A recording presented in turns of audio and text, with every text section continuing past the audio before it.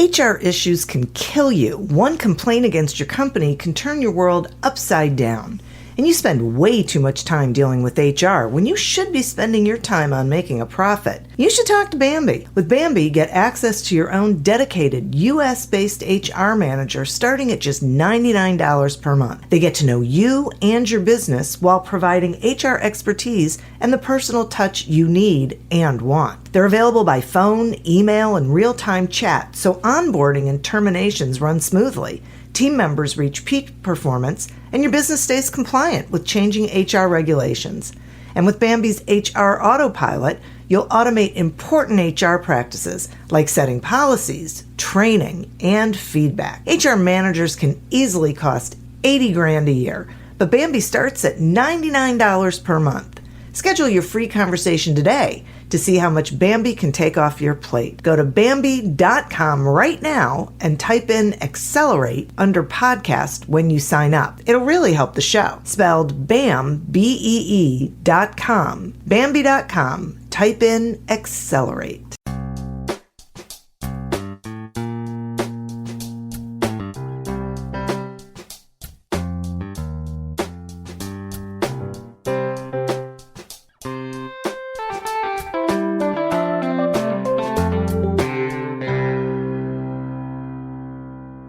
Welcome to Accelerate Your Business Growth with your host, Diane Helbig. Diane is a leading small business development and leadership coach, author, and speaker who is passionate about sharing valuable ideas, tips, and techniques with business professionals worldwide. Diane brings you the world's experts and gurus in all things business. Whether it's sales, structure, social media, planning, or plateauing, guests bring their expertise and energy to each episode.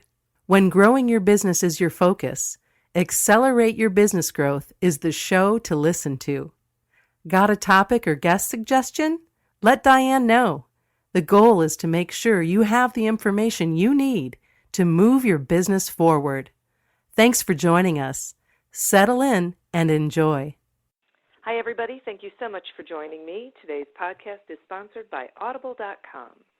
Audible.com is a leading provider of spoken audio entertainment and information. Listen to audiobooks whenever and wherever you want. Get a free book when you sign up for a 30-day free trial at audibletrial.com/businessgrowth. Accelerate Your Business Growth podcast continues to enjoy inclusion on lists of the best podcasts to listen to for sales, small business, leadership, and the like. And this is really due to the guests. These are folks who have expertise in particular areas of business, and they join me to share that expertise with all of you. That way you can get what you need, get your questions answered, get ideas and tips that you can take back into your business. Today is no exception. My guest today is Ethan Butte. Ethan is the Chief Evangelist at BombBomb, a software company that helps working professionals rehumanize their businesses. Ethan believes that business relationships should be built upon conversation, active listening, and honest feedback. Through BombBomb, he is disrupting marketing and sales, getting people face-to-face through video for clearer communication, human connection, and higher conversion. The results are incredible. He is also author of the new book, Rehumanizing Your Business. Is that the title of it, Ethan? Yeah, it's Rehumanize Your Business. That's what I thought. Okay, sorry. Rehumanize Your Business. So thanks for joining me today, Ethan.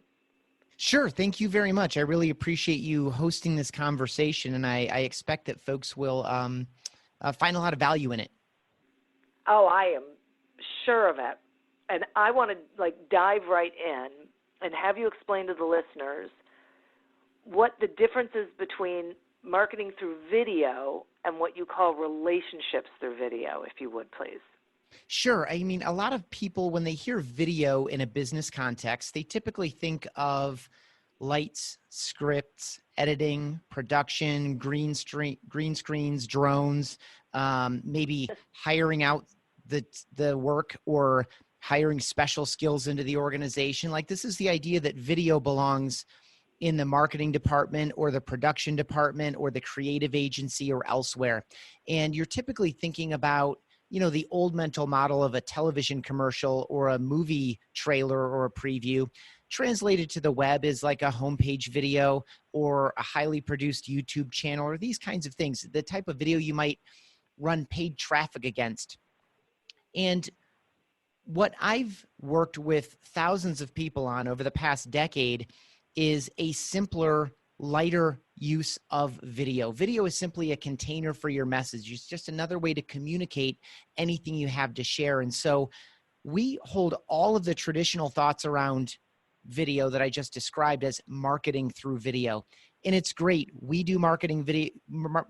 We do marketing through video at BombBomb. And anyone who's doing it should continue doing it.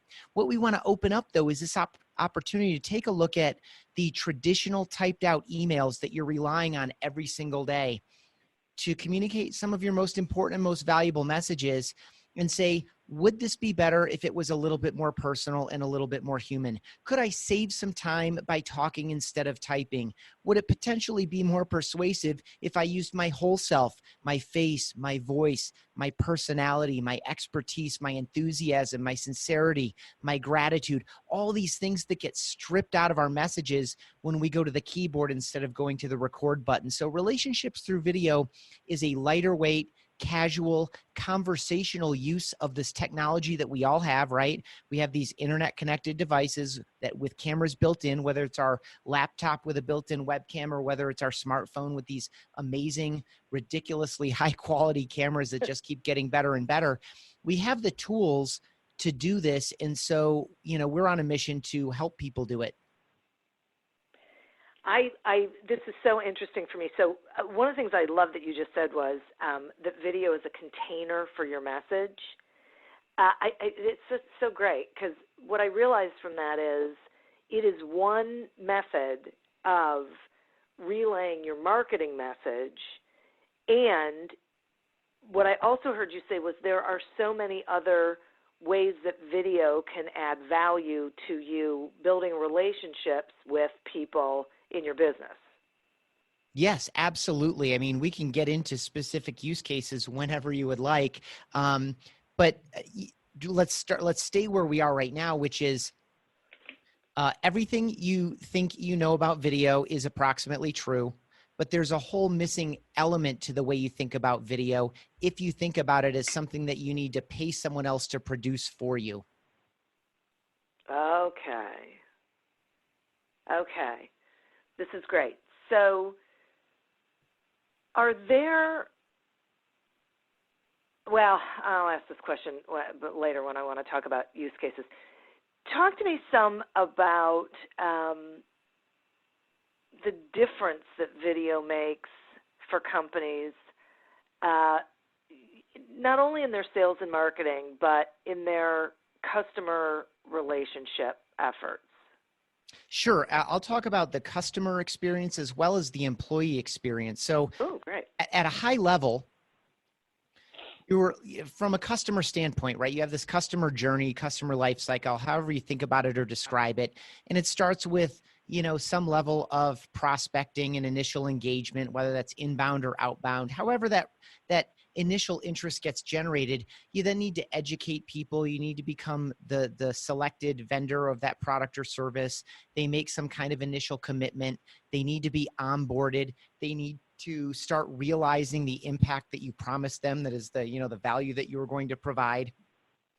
And then you need to ideally at the far end, produce this growth loop where they continue to get that value, new value. This is a retained account or a renewed account. It becomes cross-sold or upsold, or in the case that you're maybe working with individual people, they're now repeat business. They're providing referrals, like they move into that advocacy zone that we all want. And you need to, keep them in that loop so that they are happy, satisfied, productive, getting way more value than they're paying for, and so delighted with the entire process and experience that they're recommending you to other people. Like, your service and your product is your best form of marketing, but it is manifest in the thoughts and the feelings that people have in working with you and your product or your service, such that they can turn those thoughts and feelings into stories for other people, online reviews, and all these other things that we want.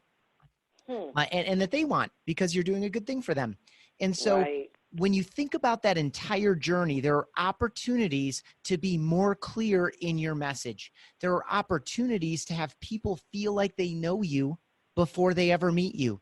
You have opportunities to walk someone through a sales presentation or an Excel spreadsheet or a complex document that they need to fill out. And in all of these cases, this combination of show and tell or just you looking them in the eye through the camera lens and talking to them is going to restore a dramatic missing element in this customer journey, which is the relationship with the person and not just with the brand, right? So when we think about it at a high level, logos, brands, branding, it's all really important. But ultimately, the stories that we wind up telling other people, whether it's the story of a great experience at a neighborhood restaurant, or whether it's the way that a misplaced online order was like deftly handled and promptly resolved, over the phone with someone, all of these things, we tell stories about people in our interactions and experiences with the people that represent the brand and represent the company. And so,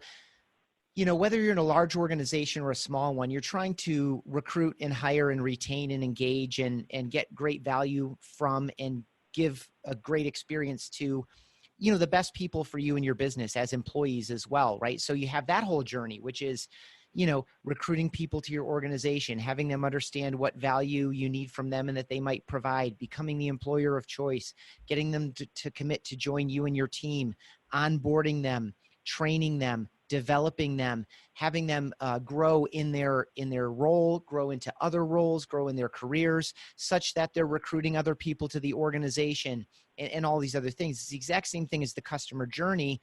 And a great customer journey is built through a great employee experience and a great employee journey. And so as you look at that life cycle for the customer or the employee, there are all of these moments where you want to have people feel like they know you before they ever meet you. Think about this use case. I know we're not in the use cases yet, but this is an easy one I'll start with.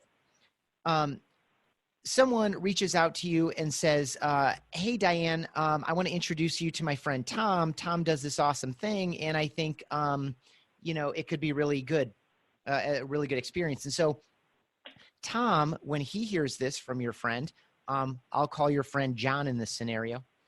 Tom is going to send you a video and say, hey, Diane, John just gave me your name, told me a few great things about you, and I just wanted to connect with you, put a face with the name, and let you know I'd love to get together over coffee or lunch, or if you're across the country from one another, would love to get together on a phone call or a video conference or whatever the case may be. And then Tom also sends a video to John that says, hey, John, thank you so much for introducing me to Diane. We have an appointment for next Thursday at 4. It's going to be great. I'll let you know how this relationship goes. I just want to really say thank you again so much for mentioning my name and providing my contact information when that opportunity came up, right? So simple stuff where you're going to feel like you know Tom before you ever meet him. John is going to feel very valued and appreciated for his effort of making the mutual introduction. And it's just a more personal way to do these things. So even if you wind up sending, a gift card or a fruit basket or something else, if you're Tom to John, to thank you for the referral and the business that he generated, that's all nice stuff too. But just these simple human moments that occur to us throughout our days to say, could I do this in a more sincere way? Could I do this in a way where my intentions are made clear? Video is going to help you do that. And of course, you're going to save a ton of time by talking instead of typing. Oh, that is for sure. That is so interesting. When you said that before, I was thinking when I talk to people, like when I talk to groups about writing, creating content, a lot of times what they'll say is, okay, but I can't write. And what I always say to them is, yeah, but you can talk, and you have a recorder on your phone. So just go ahead and say it out loud. It's oftentimes easier to express ourselves verbally than it is in writing. And so that speaks to what you're saying, that if you do a video, it's you talking. It's totally in your voice, in your tone. It can't be misunderstood. It can't be misread. There's a lot that's really good about it. It's the ultimate differentiator. No one else is more uniquely qualified. You and I could write the exact same email and send it to the same person, and they would read it, and they would read your email and they would read my email in their voice. Right. Whatever happened to them in the 5 or 10 minutes leading up to them opening up your email and reading it is going to dictate some of the emotion that they assign to these written words, because it's all Right. been stripped out. And so, did they just win a big opportunity, or did they just get bad news about their aunt, or, did they just find out that their son made captain of the soccer team, or whatever the case may be? Their own thoughts or feelings and their own voice are critical in how your message is read. Whereas if you looked your camera lens in the eye and spoke the same message and sent it to this person, and I did the same thing, it's going to be completely different. No one is more uniquely qualified to be you, and no one is you, and you are your own best differentiator. And so that's just a little bit there. And then you also mentioned how much more natural and comfortable we are in verbal communication. And I'll just offer a little nugget that's in one of the early chapters of the book, which is I tried to find out exactly how long humans have been speaking to one another. Like, how long have we had spoken communication? And of course, because it's all muscle driven and muscles don't persist the way bones do, it's really hard for researchers to determine exactly how long we've been speaking to one another through, oral direct communication. And estimates range from as little as 50,000 years to well over 1 million. And so for the purpose of conversations like these, I go with a conservative number. I say 150,000 years that we've been speaking to one another. Humans have only been writing or capturing our phonetic sounds. We've had symbol-based communication, but this idea of specifically capturing our spoken words in written language has only been happening for about 5,000 years. But for the vast majority of that time, the vast majority of us were completely illiterate. It was only about 500 years ago that literacy spread and became the majority of the human population. So that is 1/300th of the amount of time. Just to go back to the container for your message, we've only been taking these thoughts and ideas and messages we have in our heads, writing them down, sending them to someone else and having them open it up in whatever form, whether it be a traditional letter was what I was picturing in my mind, or it could be an email or a LinkedIn message or a text message or a Facebook message or whatever. We've only been doing that 1/300th of the amount of time. Just you think about the millennia of human brain training in reading emotions off of one another's faces, reading micro expressions, picking up the subtleties of tone and pace in our speech and all these other things.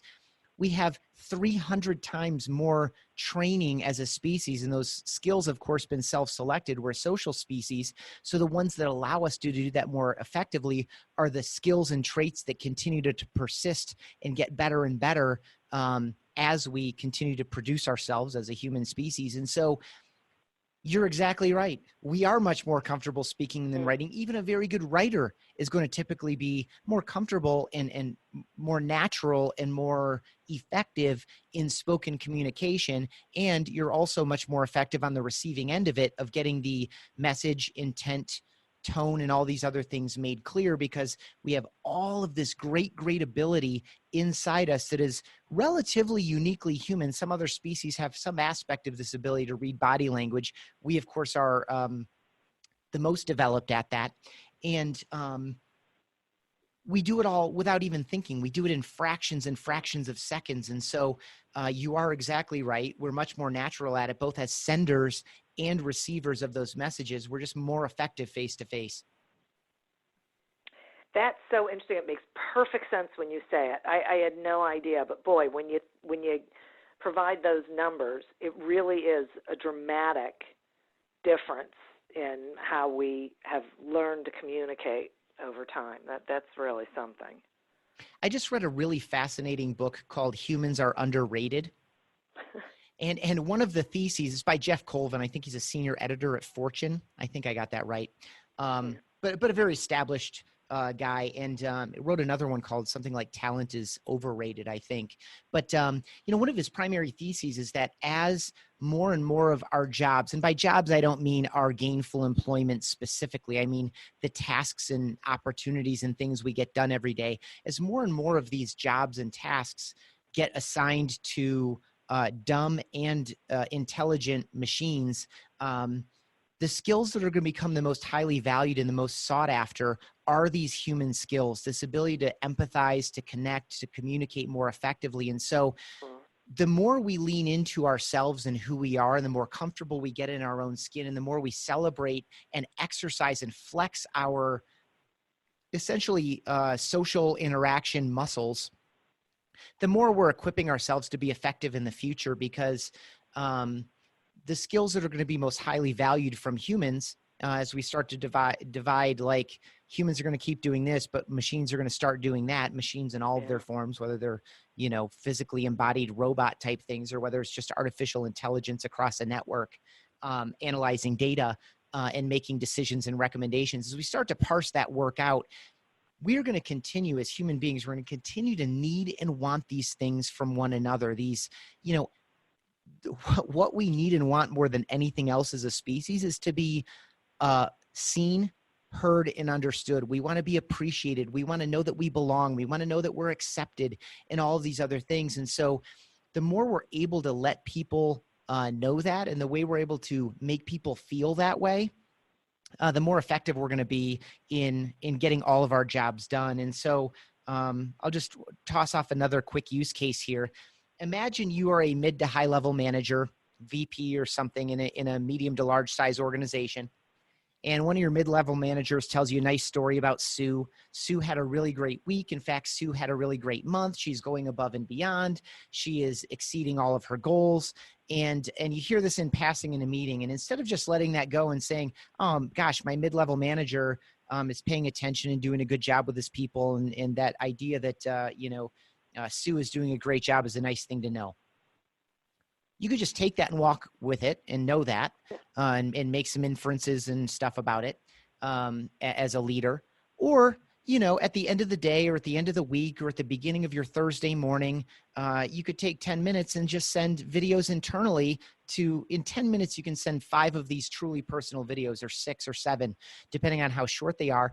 And imagine what it would mean for a high-level manager or leader to send a video to a frontline employee to say, Sue, it's Ethan. Just talked with Mary last week. She said you're doing an amazing job, that you've exceeded your goals for the week and, of course, for the month. Man, I'm just so proud of you. I'm so glad you're on the team. I wish you continued success and keep showing up and trying hard every day. We wouldn't be of value to our customers the way that we are if it weren't for people like you. Just so glad you're on the team. Continued success. Take care. Right? Yeah. Is that going to make Sue feel seen and heard and understood and appreciated? Yeah. Of course it is. Is it going to make her feel more engaged and, like she belongs, like she's more committed? Is it going to increase her commitment to her role in her organization? It's all those things. And all it takes is 30 seconds to say, I see you, I hear you, I appreciate you. So again, and then I'll turn it back over to you. So again, as you look at the customer journey and what are the touch points, what are the points of friction, what are the points of confusion, what are the, are you losing some opportunities? Are they going slow because of initial buyer's remorse after they sign the contract? What can we do there to spike that up? What can we do across the employee journey to make sure that people are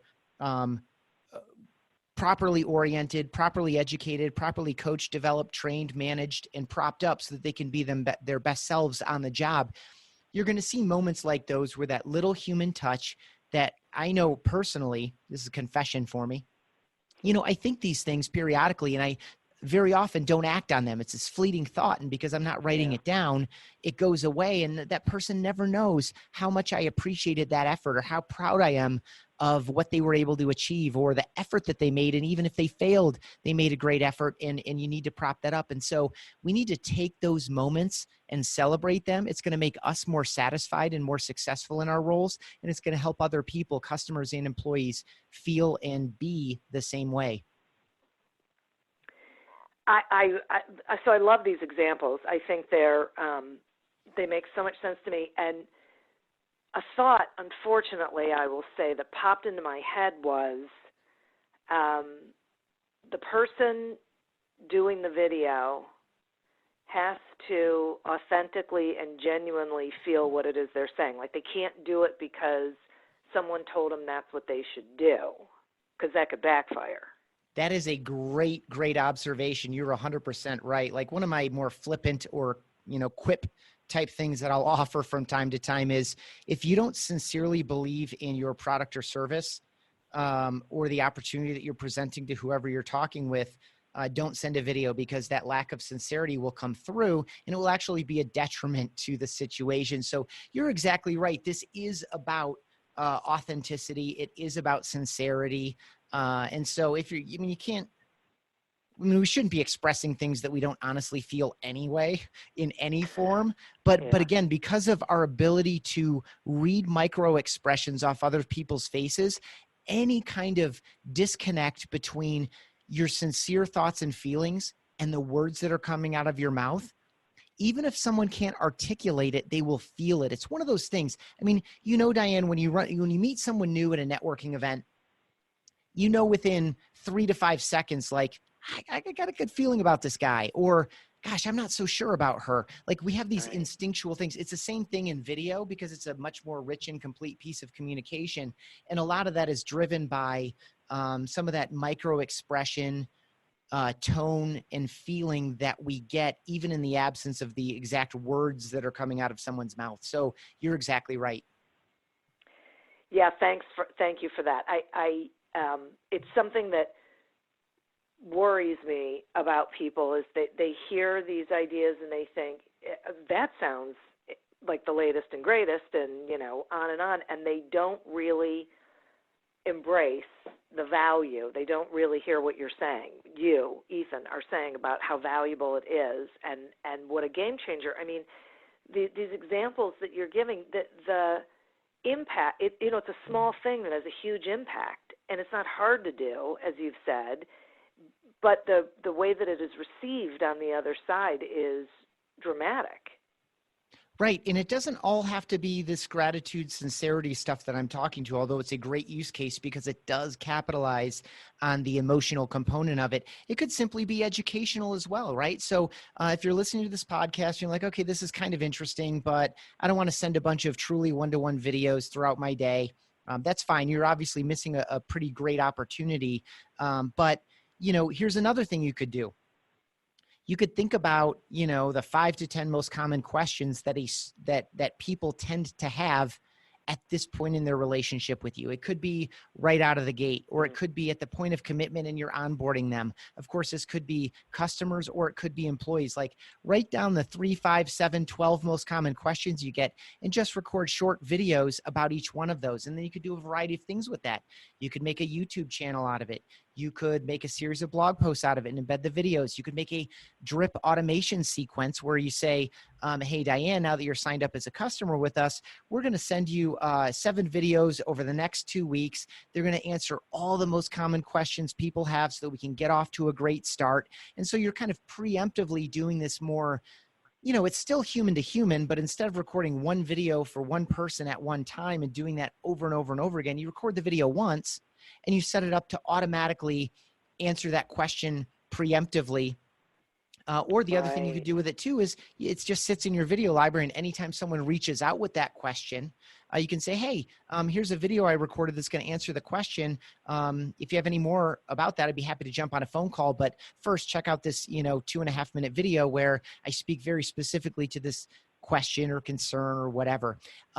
So there are, it doesn't all have to be leveraged into this kind of personal connection and this emotion and tone. By the way, it works really good for negative news in addition to positive news. Like I've been speaking to sincerity and gratitude and some of these, more positive types of things.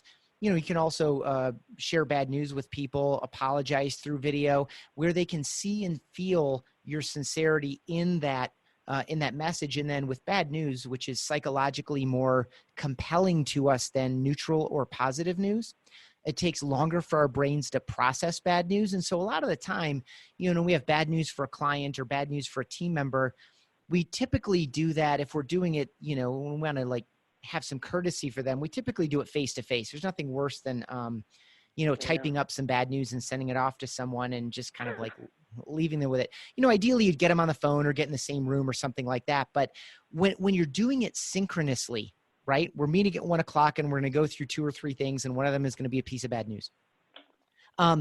when you do it synchronously, you're basically, just by the social dynamic, expecting them to have some type of reply immediately. And yet again, it's cognitively heavy and it needs to be processed. And so we've had this success story with a number of our customers where they will send that bad news in a video.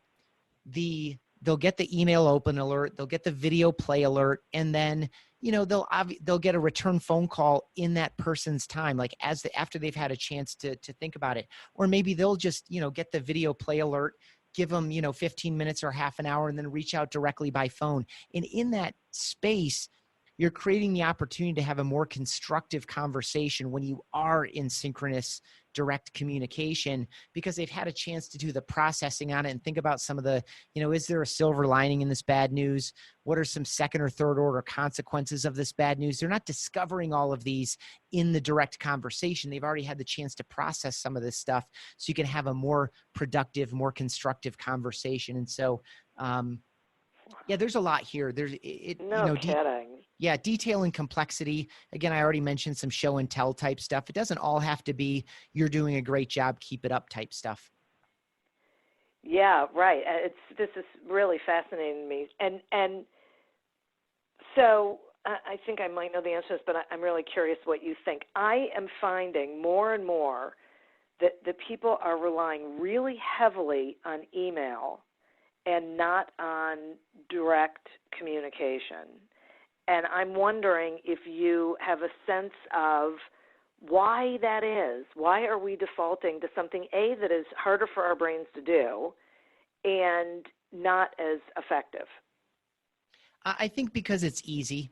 You're certainly, I've read this research recently too, is that in particular, as the working as more and more young people come into the working population, with a lot of digital natives in particular, who have this habit of, I'm not going to call this person, or I'm not going to answer the phone call. I'm just going to text them instead. It's just there's a real convenience to it again, this asynchronicity where, I'm just going to pop off a 2 or 3 sentence text message when it's convenient for me. And you might read it immediately. You might read it in 5 minutes. You might read it in 2 hours, and we'll just deal with it that way. And so I think we're just getting more and more comfortable here. And I think part of the reception of our message, and one of the things that compelled Steve and I to co-author Rehumanize Your Business, was that this pendulum has just gone too far. Faceless digital communication in particular has gone too far. And so if we are going to continue restricting ourselves to these channels, email, text messaging, LinkedIn Messenger, Facebook Messenger, et cetera, we don't propose that we're going to move the world out of these habits. What we want to do is encourage people and equip people and train people and motivate people to at least think, before you go to the keyboard, would this be better if I said it in person? Would it be better if I hit record instead of go to the keyboard? And in a lot of cases, the answer is going to be yes.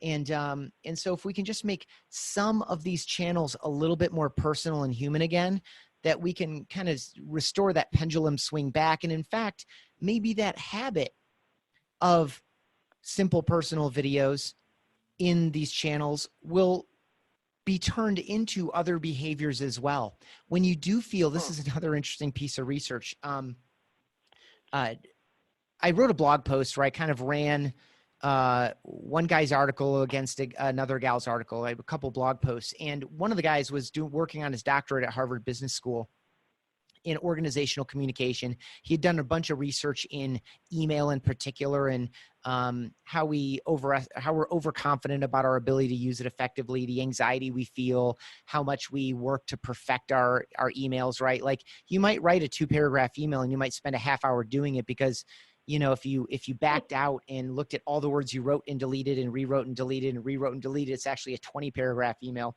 because you're trying to, so he had done a bunch of that research. And so when I mentioned him, he probably had a Google alert on his name. So when I published it, he reached out and he was like, hey, Ethan, this is really interesting. I spent some time on your website. I would love to do a research project to look at video email versus text email. I said, that'd be great.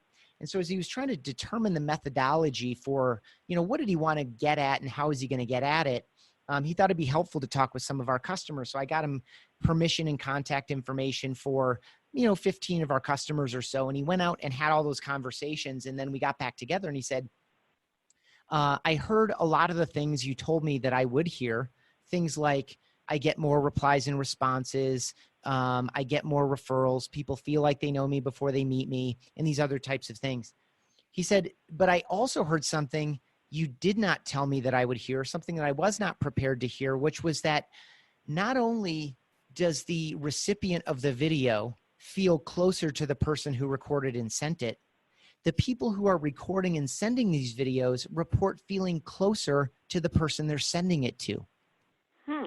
Which is that was my thought exactly. And I still don't have an answer to it, but it's very, I have a couple theories, and it'll actually go into another kind of big elephant around this topic.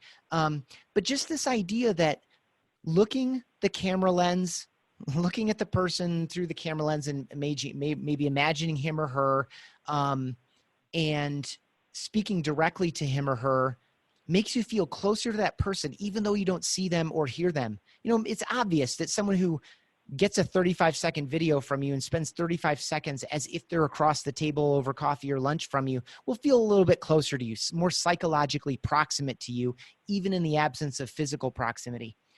Yeah. What's much more interesting is the idea the act alone makes me feel closer to you, even though I don't see you and I don't hear you in this process. And I think one of the big key pieces there is that it requires a great deal of vulnerability. So anyone that's listening and says, okay, I'm going to try this out. I've heard something like this before. My friend maybe sent me a video email one time and I thought it was interesting then. And so this episode of the podcast makes me think maybe I should go out and try it.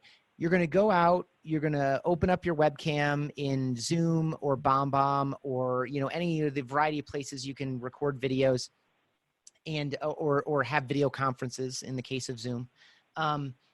And you're going to see yourself on screen and say, oh, I can't do this. Oh, I don't know what to say. I don't like the way I look. I don't like the way I sound. Am I doing this right? Is my video good enough? Am I good enough? All of these things. We don't say all these things to ourselves consciously, but these are all the things you're going to feel. And because it's a vulnerable moment, it is the real you in your real office or cubicle or safely parked in your car. Do not record videos while driving. It is stupid and dangerous. It's the real you, really communicating a real message for a real opportunity. And so there's a vulnerability there where we feel a little bit exposed in a way that we haven't traditionally, because we do have that cloak of digital anonymity. We can hide behind our typed out text and feel protected and safe there because we're very comfortable with it.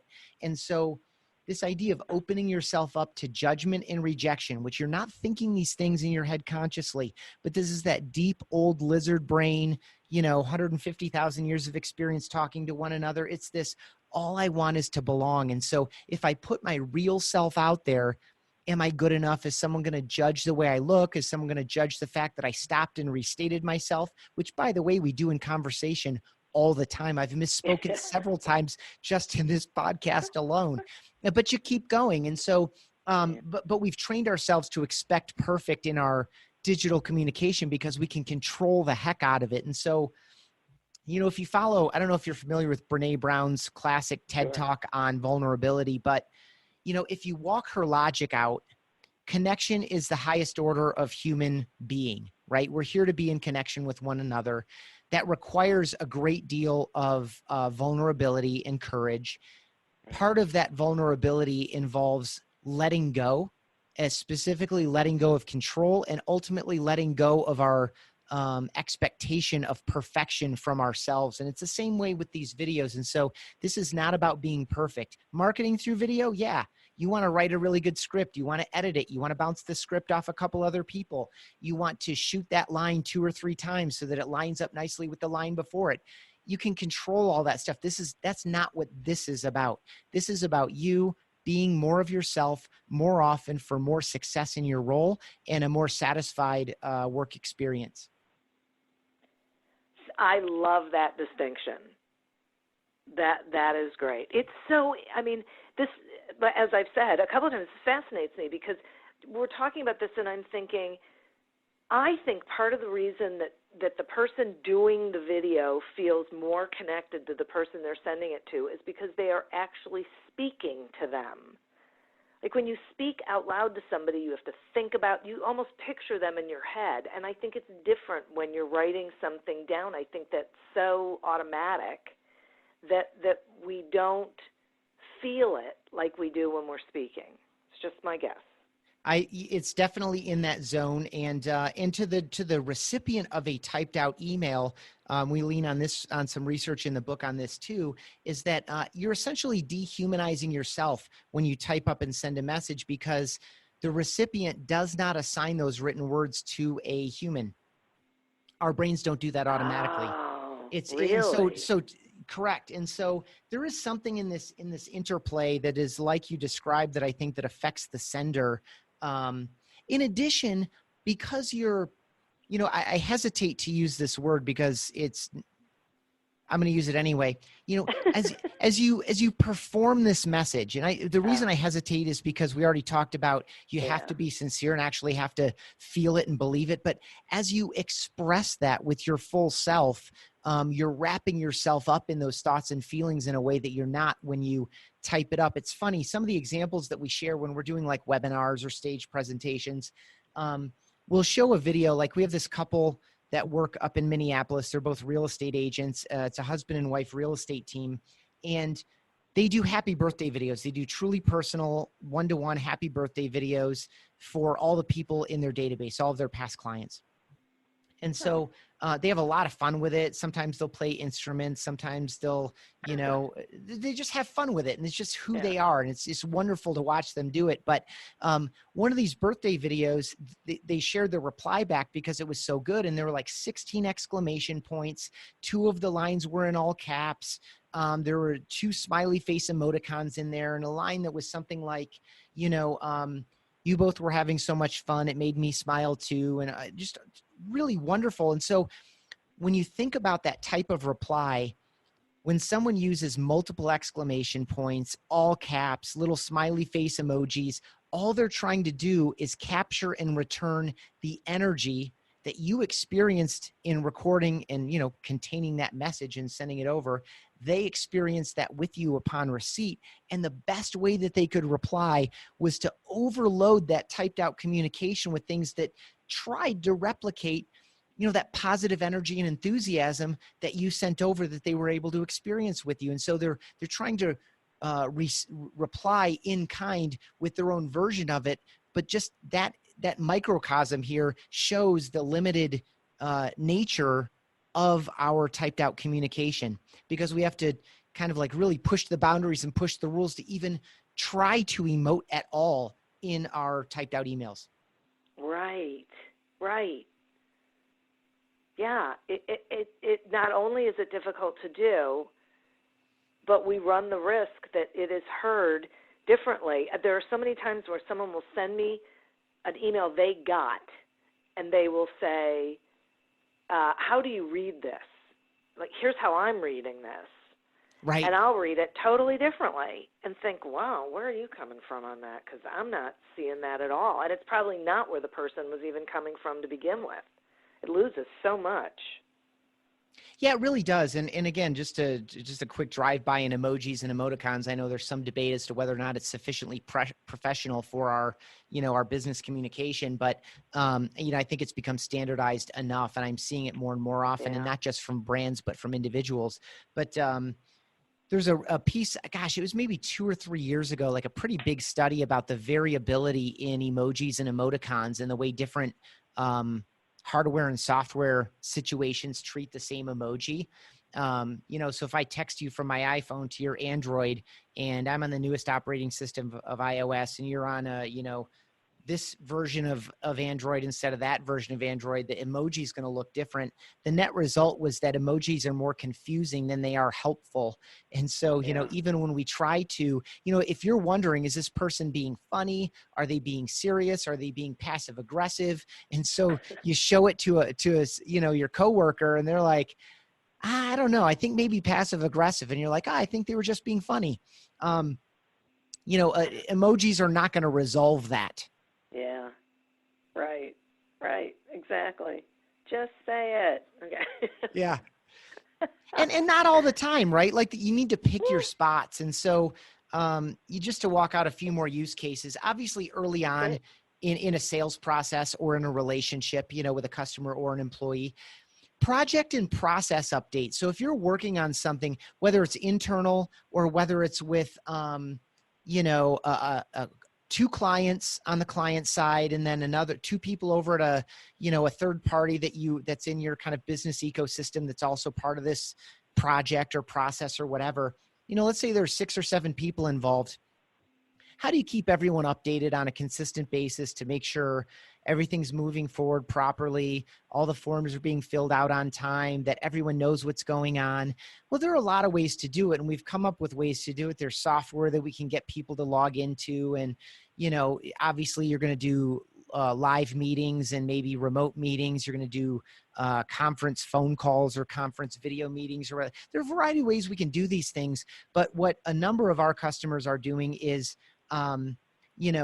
sending one video to all 6 or 7 or 8 of those parties on some regular basis, maybe weekly.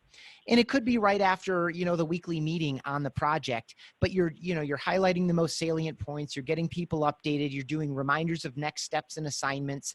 And, in that way, you don't have to make 6 different, and if something changes, you send that to everybody all at once. You can see who's opening and watching the video and who isn't. So if you do need to pick up the phone, you can call those 2 people who didn't get the message, even though you sent it 48 hours ago. But that's a lot better than trying to call 8 people, or track them all down or communicate the same thing 8 different times, that kind of a thing. So project and process updates, especially to the degree and I used the word friction earlier, anywhere where people are confused or frustrated in a project or a process that you run repeatedly, that's a great place to empathize with them a little bit and communicate a little bit more clearly and personally, and remind them that you are a trusted advisor, a trusted source, a trusted guide through the process. And just to get back in front of them and to walk them into the next 1 or 2 steps along the way. I mentioned a birthday there, birthdays, holidays, special occasions. Of course, you could send a, happy Thanksgiving video to your entire database or customer list or whatever. Or, you could pick those really high value clients or those really valued employees or those really valued strategic partners and other people, again, in your network or your ecosystem, and send truly personally. You can just block out 2 hours and send as many happy Thanksgiving messages, truly personal ones. So instead of just checking the box and, signing 285 cards and having them go out in the mail, and every one of them is basically the exact same, right, where you don't actually expect a reply. You're never expecting a reply. You're maybe expecting someone to reply in kind with their own holiday card, maybe that they signed, over the summer at the beach while they had time to do it or something. If you're looking to generate a reply response conversation, doing a more personal message is obviously going to go a long way toward doing that.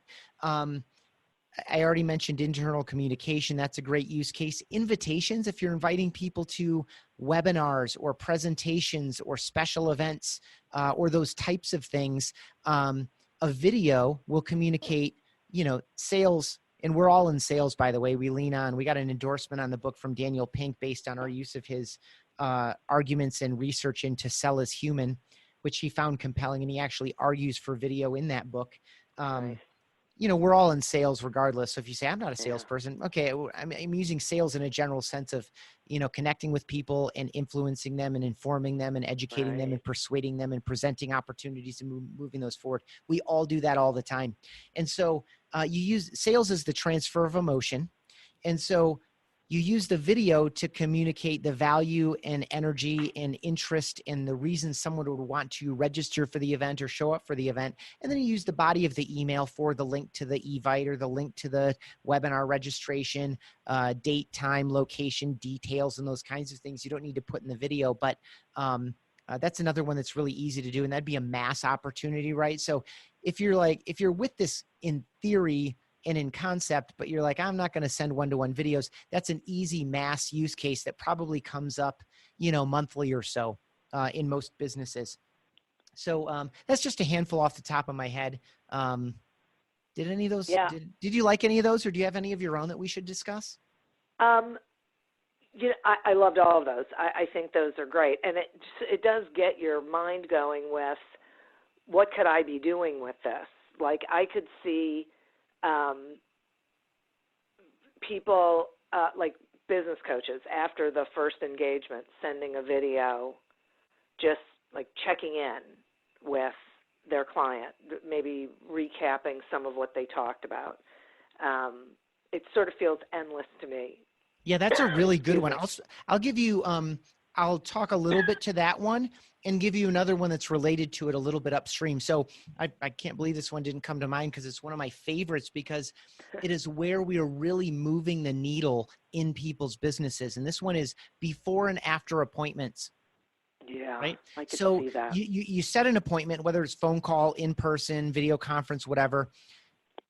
You set the appointment. And so at that point you send, and this could be an evergreen video that you record once and use over and over again, or it could be truly personal. Volume and value are kind of the key levers to pull there.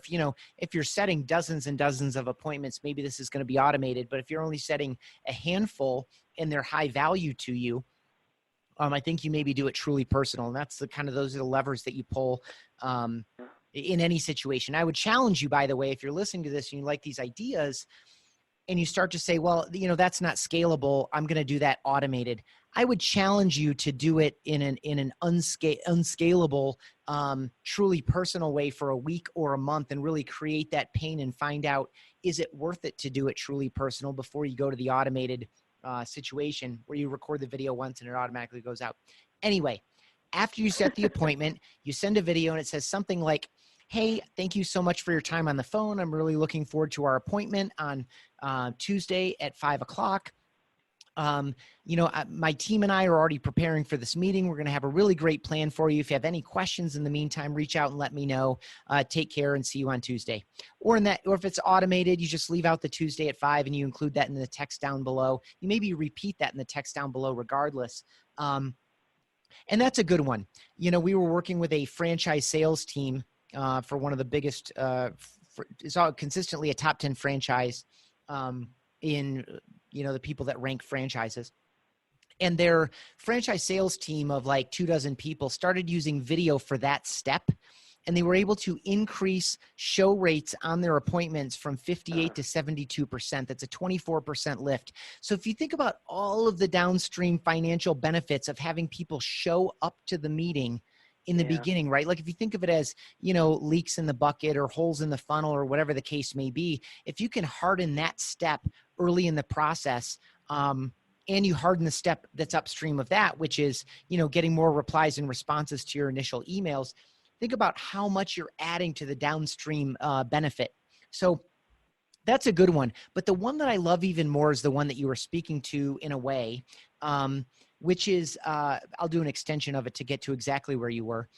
Okay. When you follow up after that appointment, you now know, based on your time with them, what excites them, what concerns them, how many decision makers are in the process, what are their objections, and what is their timeline, what is their budget, all this stuff that you maybe didn't know before the appointment, so that one should definitely be truly personal. And you speak to those things.